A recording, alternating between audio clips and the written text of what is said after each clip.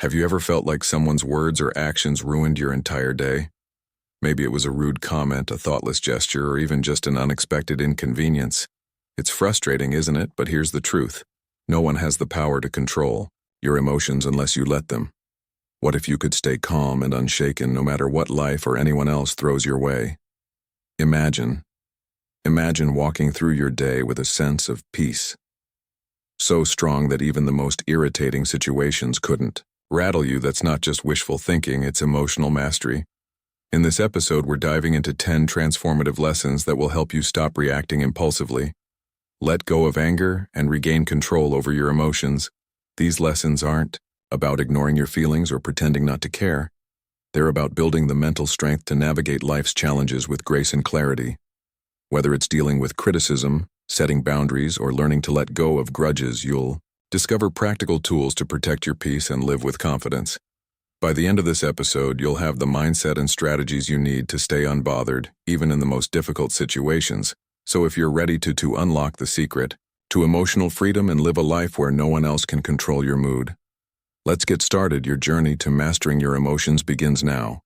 1. Understand that your reactions are your choice picture. You're in the middle of a peaceful day, maybe sipping coffee or walking through the park, when suddenly someone says something rude or inconsiderate. Your calm vanishes, replaced by anger or frustration. You think, why did they ruin my day? But here's the truth. They didn't. You did. Your emotions are your responsibility, not theirs. Not anyone else's. No one has the power to control how you feel unless you hand that power to them. Think of it this way. The world can throw challenges at you, but only you decide how to react. Let me offer a fresh perspective. Imagine you're wearing noise-canceling headphones in a busy city. The chaos of honking cars and loud conversations doesn't disappear. It's still there, but it doesn't reach you.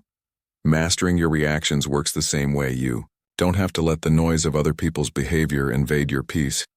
A wise thought captures this beautifully. Between stimulus and response, there is a space. In that space lies our power to choose our response. In our response lies our growth and our freedom. When someone cuts you off in traffic or criticizes your work unfairly, it's easy to blame them for your anger. But what if, instead of reacting, you paused? In that pause, you find power. The power to choose calm over chaos, strength over impulsiveness. Here's a real-world example. Imagine your coworker dismisses your idea during a meeting. Instead of snapping back or stewing in resentment all day, take a moment to breathe and reflect. Is this about me, or is it their own stress or bias showing? By reframing the situation, you neutralize its impact on your emotions. The beauty of this approach is that it's not about suppressing how you feel. It's about recognizing that your feelings are separate from your reactions.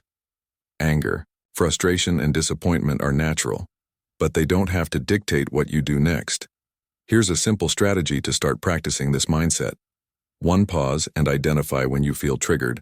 Pause and name the emotion you're experiencing. Anger, hurt, irritation. This breaks the automatic reaction cycle. 2. Ask questions. Reflect on why you're feeling this way. Is it because of what happened or your interpretation of it? 3. Choose your response. Decide how you want to act based on your values and long-term peace, not the heat of the moment. Imagine the freedom of walking through life unbothered by others' actions. The rude stranger, the thoughtless remark, the minor inconvenience, all of them lose their grip on you when you take control of your reactions. In every moment, you have a choice. You can let others dictate your emotions, or you can reclaim your power and protect your peace. The next time someone tries to push your buttons, remember their behavior doesn't define you. Your reaction does, and in choosing calm, you gain not just emotional mastery but true freedom. 2. Stop expecting people to behave like you. But when you find yourself in need, they're nowhere to be found. Disappointment washes over you and you think, how could they be so inconsiderate? I would never treat them this way. Here's the hard truth. People don't operate by your standards or values.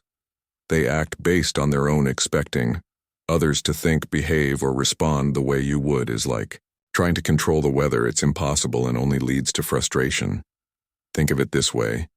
Each person is walking their own path, shaped by their experiences, beliefs, and priorities. When someone does something that annoys or hurts you, it's often not a reflection of you. It's a reflection of them trying to change or control their behavior. Only leaves you feeling powerless instead of focusing on how others should act. Focus on accepting them as they are. Let me give you an example. Imagine a coworker who constantly interrupts during meetings instead of seething with frustration or trying to teach them a lesson. Recognize that their habit has nothing to do with you by letting go of the expectation that they'll change you. Free yourself from unnecessary emotional turmoil. A wise thought sums this up perfectly. Expectations are the root of all suffering. The less you expect others to be. Instead of diving into a debate, you could say, I see where you're coming from and I respect your perspective. By doing this, you not only diffuse the tension, but also maintain your calm and avoid unnecessary conflict. The taste philosopher Lao offers timeless wisdom. He who is attached to his views will never grow. Letting go of the need to be doesn't mean abandoning your principles or silencing your voice. It means recognizing that not every disagreement needs a resolution in your favor. It's about choosing when to engage and when to step back. Here's how to start practicing this mindset. 1. Pause before responding when you feel the urge to argue. Take a deep breath and reflect on whether it's worth your energy. 2. Seek understanding. Instead of trying to win, ask questions to understand the other person's perspective. This approach often de-escalates conflict. 3. Pick your battles. Save your energy for disagreements that truly matter. Ones that align with your values or affect significant outcomes over time. You'll find that letting go of the need to always be right brings immense freedom. You'll start noticing how much lighter and calmer you feel when you stop trying to control every conversation or prove every point. Arguments lose their grip on your emotions because you've chosen peace over pride. Remember, your value isn't tied to winning debates or proving your intelligence. It's in how you carry yourself, how you protect your energy, and how you maintain your inner peace. The next time you're tempted to argue, pause and remind yourself being right won't make me happy, but being calm will, and in that moment you'll experience the true power of letting go. 4. Stop letting others' words define your worth. Imagine this: you're excitedly sharing an idea, something you're truly passionate about, and someone interrupts with a dismissive comment. Their words cut deep, and suddenly, the confidence you felt disappears. Why does this happen? It's because we often let others' words define how we see ourselves. Here's the truth. Your worth isn't determined by someone else's opinion. It's not tied to their compliments, criticisms, or judgments. When you rely on others to validate you, you hand them the power to control your emotions. True. Emotional freedom comes when you take that power back. Let's consider an example. A colleague criticizes your work, not constructively, but in a way that feels harsh or personal. Your instinct might be to defend yourself or feel disheartened, but what if instead of reacting you paused and reminded yourself, their words reflect their perspective, not my value. By detaching your worth from their opinion, you protect your peace and maintain your focus. Marcus Aurelius captured this wisdom perfectly. It never ceases to amaze me. We all love ourselves more than other people, but care more about their opinions than our own. This isn't about ignoring feedback or dismissing others entirely. It's about filtering what truly matters. Constructive criticism can help you grow, but unwarranted negativity doesn't deserve space in your mind. Here's how to stop letting others' words define your worth. 1. Pause before reacting when someone's words sting. Take a moment to breathe. This pause gives you the chance to choose your response instead of reacting impulsively. 2. Separate fact from opinion. Ask yourself, is there truth in what they're saying? Or is it just their perspective? Focus on what helps you grow, and let the rest go. 3. Reaffirm your worth. Remind yourself that your value isn't tied to anyone else's approval. Your worth is intrinsic, independent of external validation. Lao offers another layer of wisdom. Care about what other people think, and you will always be their prisoner. Letting go of the need for validation doesn't mean you stop caring about people. It means you stop caring about opinions that don't serve your growth. By doing so, you free yourself from unnecessary emotional weight. The next time someone's words challenge your confidence, pause and ask yourself, am I letting this define me? Or can I choose to focus on what I know to be true about myself in that moment? You reclaim your power and remind yourself that no one's words can diminish your value unless you let them. True strength lies not in avoiding criticism, but in knowing your worth regardless of it. When you stop letting others' words define you, you create space for authenticity, confidence, and peace, and that's a life no one can take from you. 5. Protect your energy by setting boundaries. Picture this: a friend calls you in the middle of your busy day asking for help with something they could probably handle on their own, or perhaps a coworker dumps a last-minute task on you. Assuming you'll say yes, you feel the weight of obligation, but also the frustration of knowing this will disrupt your plans. Why is it so hard to say no? Here's the truth. Protecting your peace requires setting boundaries, and boundaries aren't selfish, they're necessary. Without them, you let others dictate your time, energy, and emotional well-being. Saying yes to everyone else often means saying no to yourself. A powerful reminder comes to mind: you can't pour from an empty cup. If you're constantly giving without protecting your energy, you'll find yourself burned out, resentful, and disconnected from your own needs.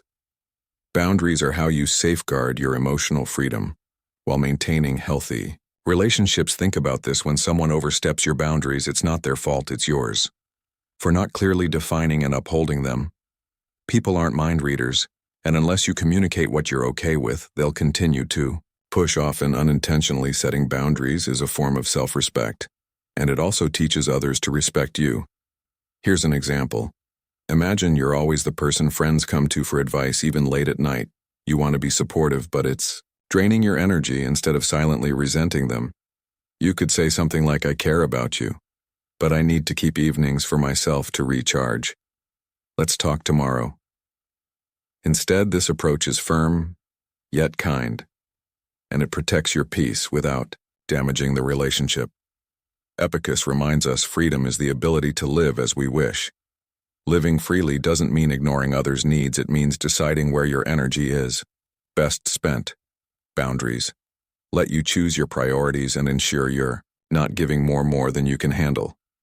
Here's how to start setting boundaries effectively. 1. Be clear and honest. Communicate your limits calmly and directly. People are more likely to respect boundaries when they understand them. 2. Use I statements. Focus on your needs rather than blaming others. For example, say, "I need some quiet time after work," instead of, "You're always bothering me." 3. Stick to your boundaries. Once you set a limit, uphold it. Consistency shows others that you're serious about protecting your space. LSU offers another perspective. He who knows when to stop does not find himself in trouble. This wisdom reminds us that knowing your limits and respecting them prevents unnecessary stress and frustration. Boundaries aren't walls to shut people out.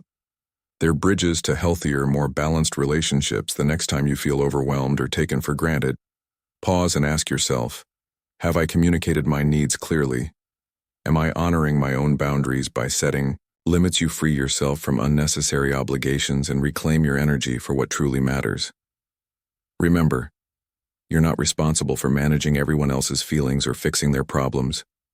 Your primary responsibility is to yourself, your peace, your time, and your emotional well-being. So protect your energy, set your boundaries, and watch how much lighter and more in control you feel. Because when you prioritize yourself, you give the best version of yourself to the world. 6. Detach from the opinions of others. Imagine this: you share an idea you're proud of with a group of people, but instead of support, you're met with criticism or indifference. That sting of disappointment, it's real, and it can spiral into self-doubt. But here's a question to ask yourself: why does their opinion carry so much weight? The need for approval is deeply ingrained in us, but relying on external validation is like chasing shadows.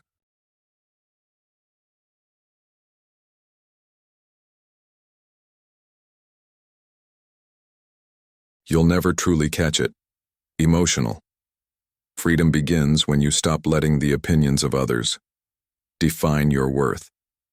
Think of it this way: everyone views the world through their own lens, shaped by their experiences, biases, and insecurities. What someone says about you often reveals more about them than it does about you. When you internalize their opinions, you give them power over your emotions and decisions. Why let someone else control your narrative? A simple yet powerful thought too. Remember, your worth isn't up for debate. It's not tied to what others think of you, whether it's praise or criticism. It's something intrinsic, unshaken by external noise. Let's consider a practical example. Imagine you're wearing a brand new outfit you love, and a coworker makes a passing remark. That's an interesting choice. You could let their comment ruin your confidence, or you could remind yourself that their opinion doesn't diminish your joy when you detach from the need for approval. You free yourself to live authentically. The Stoic philosopher Epictetus said, if you want to improve, be content to be thought foolish and stupid. This might sound harsh, but its liberating growth often involves going against the grain or doing things others might not understand. Seeking approval can hold you back while embracing your own path. Even if misunderstood sets you free. Here's how to start detaching from the opinions of others. 1. Question their importance when someone's opinion bothers. You ask yourself, why does this matter to me? What authority do they have over my life? 2. Reaffirm your values. Focus on what matters to you, not what others expect. Ground yourself in your goals and principles. 3. Practice letting go when criticism or judgment arises. Acknowledge it without clinging to it. Picture their words as leaves floating down a stream there but not lasting. Lau offers another perspective. Care about people's approval, and you will be their prisoner. This doesn't mean ignoring feedback or isolating yourself from others. It means filtering out what doesn't serve you. Constructive criticism can help you grow, but unwarranted judgment, that's theirs to carry, not yours. Think of detaching from opinions like shielding yourself. From bad weather, the rain may fall, but it doesn't have to soak you. By focusing on your own inner compass, you remain grounded no matter how others perceive you. The next time someone's words shake your confidence, pause and ask yourself, am I living for them or for me? By choosing to detach, you reclaim your freedom, protect your peace, and build a life that's authentically yours. Remember, your path is yours alone, and it's far too important to be swayed by fleeting opinions. 7. Respond with silence, not anger. Imagine this. You're in a heated argument. Someone says something hurtful or intentionally provocative, and you feel the anger rising. Your heart pounds your face, heats up, and your instinct is to fire back with a cutting remark. But what if instead of reacting, you simply say nothing? Silence is one of the most powerful tools you have when dealing with others. Negativity. It's not about conceding or avoiding confrontation. It's about choosing calm over chaos. Responding with silence doesn't mean you're weak. It means you're strong enough to value your peace over the need to retaliate. There's wisdom in this. The less you respond to negativity, the more peaceful your life becomes. Silence speaks volumes. It says, I won't let your behavior control me. Let's take an example. Imagine someone at work undermines you during a meeting, trying to make you look bad in front of others. You have 2 choices. Engage in a back-and-forth argument, or pause and respond with silence. By staying silent, you deny them the reaction they seek and maintain your composure, showing everyone around you who truly holds the higher ground. The Stoic philosopher Marcus Aurelius said the best answer to anger is silence. Anger often seeks fuel to keep burning, and silence starves it when you choose not to engage. You're breaking the cycle of negativity and protecting your emotional well-being. Think of silence as a shield. It deflects the noise without pulling you into the fight. Here's how to make silence your go-to response in moments of provocation. 1. Pause before reacting. When someone says something provocative, take a moment to breathe. Silence creates space for clarity. 2. Listen without defending. Sometimes people just want to vent or be heard. Let them speak without interrupting or feeling the need to explain yourself. 3. Speak only when necessary. If a response is required, keep it calm, measured, and to the point. A Buddhist teaching reminds us, speak only. If it improves upon the silence, this doesn't mean you suppress your feelings. It means you choose when and how to express them. Silence doesn't ignore the problem. It preserves your energy for moments where your voice truly matters. Think about how often we regret words said in anger. Silence removes that regret. It allows you to reflect, reassess, and respond thoughtfully rather than impulsively. And often silence says more than words ever could. The next time someone tries to provoke you, pause and ask yourself, will responding add value? Or will it simply escalate the situation? By choosing silence, you protect your peace, demonstrate strength, and keep control of the narrative. Remember, silence isn't the absence of a response. It's the presence of wisdom. It's the ability to rise above the noise and say, your words don't control me. My peace does. And that's how you win the battle without ever raising your voice. 8. Practice gratitude to dissolve anger. Imagine you're having one of those days where everything seems to go wrong, your plans fall apart. Someone makes a rude comment and the smallest inconveniences feel unbearable. Anger starts bubbling up and you think, why does everything have to be so difficult? Now pause. What if? Instead of focusing on everything going wrong, you shifted your attention to what's going right? Gratitude has a way of turning anger into calm and reframing even the worst moments into opportunities for perspective and peace. Here's a powerful truth: you can't feel grateful and angry at the same time. Gratitude works like a mental reset button. It pulls you out of the spiral of negativity and reminds you of the good that still exists, even in frustrating situations. Take a simple example. You're stuck in traffic running late to an important appointment instead of fuming at the cars ahead. Try this. Take a deep breath and think of 3 things you're thankful for. Maybe it's the fact that you have a car, the opportunity you're headed toward, or even just the music playing on the radio. It might sound small, but this shift can transform your emotional state almost instantly. The philosophy for Cicero said, gratitude is not only the greatest of virtues, but the parent of all others. Gratitude doesn't just dissolve anger, it builds resilience, fosters patience, and helps you focus on what truly matters. It's a tool you can use anytime, anywhere to protect your peace. Here's how to make gratitude a daily habit. 1. Pause and reflect when anger starts to rise. Take a moment to breathe and ask yourself, what's one thing I can be thankful for right now? 2. Keep a gratitude journal at the end of each day. Write down 3 things that went well, no matter how small they seem. This trains your mind to look for the positive. Use gratitude as a reframe when faced with a challenge. Think about what you can learn or how the situation could be worse. Gratitude often comes from recognizing what you still have. For example, let's say someone criticizes you harshly. Instead of letting anger take over, try reframing it. I'm grateful for the chance to learn from this feedback, even if it wasn't delivered kindly. This doesn't excuse the other person's behavior, but it keeps you in control of your emotions. It reminds us, let us rise up and be thankful for if we didn't learn a lot today, at least we learned a little. And if we didn't learn a little, at least we didn't get sick. And if we got sick, at least we didn't die. So let us all be thankful. Gratitude shifts your focus from what's lacking to what's present. It's not about or anger. It's about choosing to prioritize what uplifts you over what drags you down. The next time you feel anger creeping in, pause and ask yourself, what can I be thankful for? In this moment, you'll find that gratitude doesn't just dissolve the anger. It replaces it with calm clarity and a sense of control. And in those moments, you'll realize that peace isn't something you find, it's something you create. 9. Reframe criticism as a tool for growth. Imagine this. You've just shared an idea you're proud of, maybe at work with friends or online, and someone immediately shoots it down with harsh criticism. Your first instinct, defensiveness, maybe even anger. It's natural to feel this way when your efforts are met with negativity. But what if you could reframe criticism, seeing not as an attack but as an opportunity to grow? Criticism, no matter how it's delivered, holds value. If you're willing to look for it, it can show you blind spots, challenge your thinking, or push you to improve. When you shift your perspective, criticism stops being a source of frustration and becomes a tool for self-betterment. Here's an example.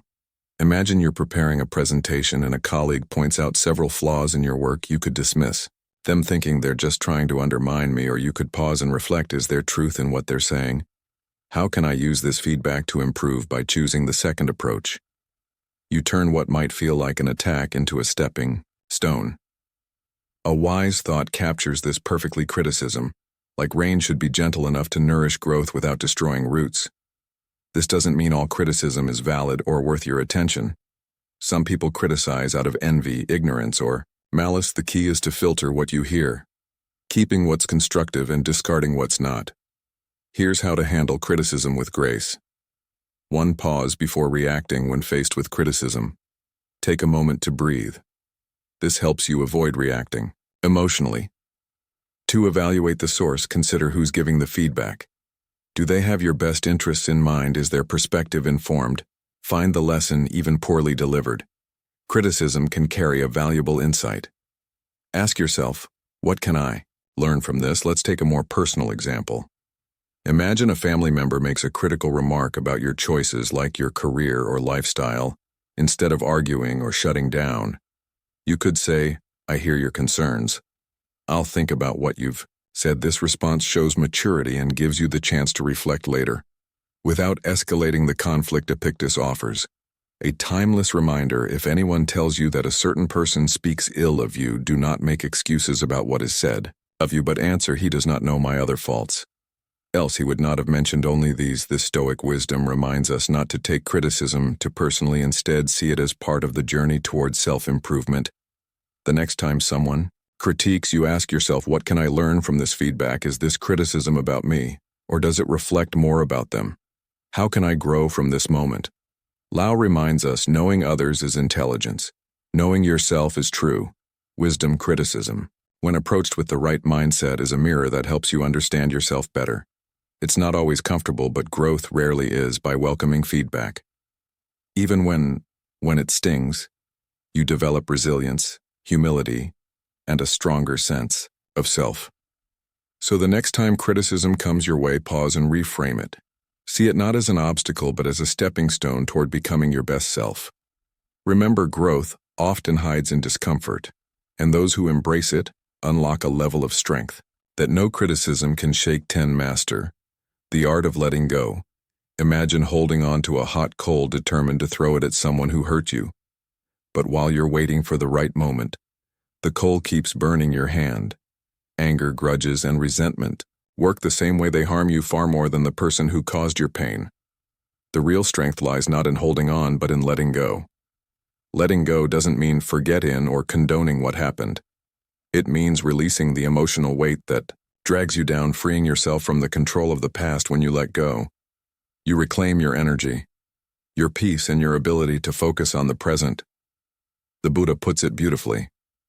Holding on to anger is like drinking poison and expecting the other person to die. Think about a time when someone wronged you.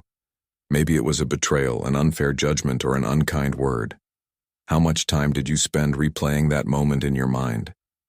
How much energy did you waste imagining confrontations or seeking revenge? Letting go is the antidote to this endless cycle. It allows you to move forward instead of staying trapped in the past. Here's an example. Imagine you're at work, and a colleague takes credit for your idea. You could spend days stewing over the injustice, letting it affect your mood and productivity. Or you could let it go, recognizing that your worth isn't tied to one moment of recognition. By choosing the latter, you protect your peace and focus on what truly matters: your growth and future opportunities. Lau offers profound wisdom.